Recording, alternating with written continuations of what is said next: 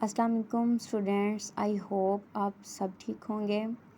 Students, آج میں first year کا لیسن نمبر 3 آپ کے ساتھ ڈسکس کرنے لگی ہوں۔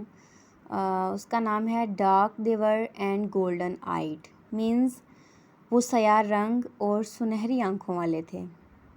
اسٹوڈینٹس، یہ کہانی ایک سائنسی فکشن کی طرح ہے، مطلب کہ جو لکھنے والا ہے وہ سوچ رہا ہے، اپنے دماغ میں سوچ رہا ہے کہ ایسا ہو سکتا ہے۔ وہ سوچ رہا ہے کہ جیسے زمین پر جنگ کا نظام جو ہے وہ بنا ہوا ہے اور جنگی ہتھیاروں کو اس نے ایک تنقید کا نشانہ بنایا ہوا ہے، اور اسی کے اکارڈنگ وہ یہ کہنا چاہ رہا ہے کہ جو ہماری اپنی زمین ہے، اپنی سرزمین ہے، یہ ایک ایسی جگہ ہے جو انسانوں کے لیے بہت بہتر جگہ ہے۔ اس کے علاوہ انسان کہیں پہ بھی جو ہے وہ اپنی زندگی نہیں گزار سکتا۔ وہ کسی بھی سیارے پر چلا جائے، وہاں پہ وہ اپنی زندگی جو ہے وہ نہیں گزار سکتا۔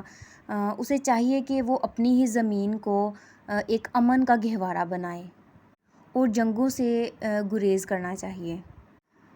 کہانی یہاں سے سٹارٹ ہوتی ہے کہ زمین پر جو جنگ ہے وہ شروع ہو جاتی ہے، اور لوگ جو ہیں 1000 سے زیادہ جو لوگ ہیں وہ اس ایٹمی جنگ کے اثرات سے بچنے کے لیے مریخ پر پناہ لے لیتے ہیں، اور ان لوگوں میں ہیری بٹرنگ کی بھی فیملی جو ہے وہ موجود ہوتی ہے۔ ہیری کی فیملی میں ہیری جو ہے وہ اونر ہے، اس کی بیوی جو ہے وہ کورا ہے، اور 3 ان کے بچے ہیں، جن میں سے ان کی ایک بیٹی ہے اور 2 بیٹے ہیں۔ بیٹوں میں سے ایک کا نام ڈین ہوتا ہے اور دوسرا ڈیوڈ ہوتا ہے، اور ایک ان کی بیٹی ہے لورا۔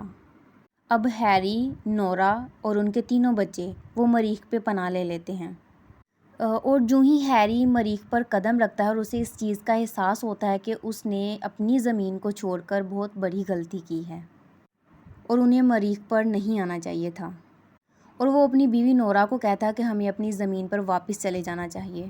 اس کی بیوی نورا کہتی ہے کہ ہم زمین سے 6 کروڑ میل تک آ چکے ہیں، دور آ چکے ہیں، اب واپس جانا بہت ہی مشکل ہے، اور پھر زمین پر بھی تو ایٹمی جنگ جو ہے وہ شروع ہو چکی ہے، اور مریخ کا جو موسم ہے وہ انتہائی ناساز ہوتا ہے۔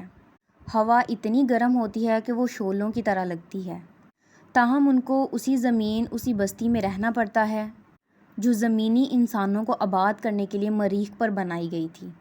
اسی دوران ان کو خبر ملتی ہے کہ نیو یارک جو ہے وہ تباہ ہو چکا ہے۔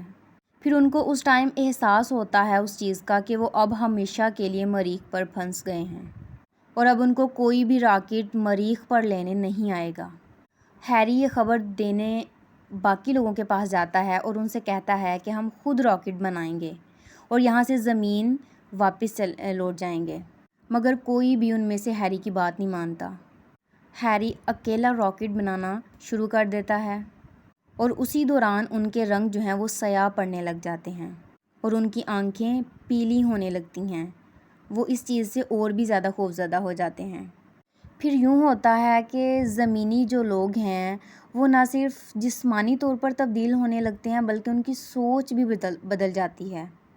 جسمانی طور پہ ان کے جو رنگ ہیں وہ کالے ہونے لگ جاتے ہیں، آنکھیں ان کی پیلی ہونے لگ جاتی ہیں، بوڑھے جو ہیں وہ جوان ہونے لگ جاتے ہیں، اور ہیری ایسے دکھائی دیتا ہے جیسے اس کا بڑا بیٹا ہو، اور اس کی بیوی ایسے دکھائی دیتی ہے جیسے اس کی بڑی بیٹی ہو۔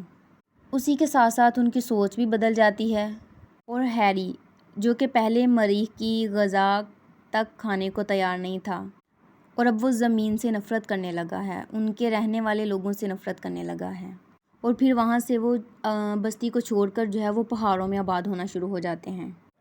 5 سال بعد ایک راکٹ جو ہے وہ زمین سے مریخ پر آتا ہے، اس میں سپاہی سوار ہیں، وہ اعلان کرتے ہیں کہ انہوں نے زمین پر جو جنگ تھی وہ جیت لی ہے، مگر جب وہ بستی میں جاتے ہیں تو پوری بستی خالی ہوتی ہے، اور انہیں وہاں پہ ایک راکٹ کا فریم دکھائی دیتا ہے جو کہ ہیری نے کبھی بنایا تھا، لیکن اب وہ بالکل خراب ہو چکا ہوتا ہے۔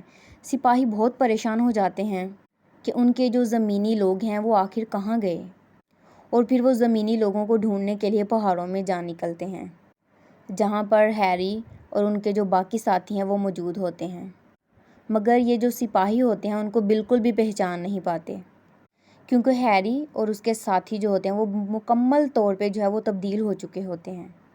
اور ادھر جو ہیری اور اس کے ساتھی ہوتے ہیں وہ بھی سپاہیوں کو نہیں بتاتے کہ وہی جو لوگ ہیں وہی زمینی لوگ ہیں جنہیں وہ تلاش کر رہے ہیں۔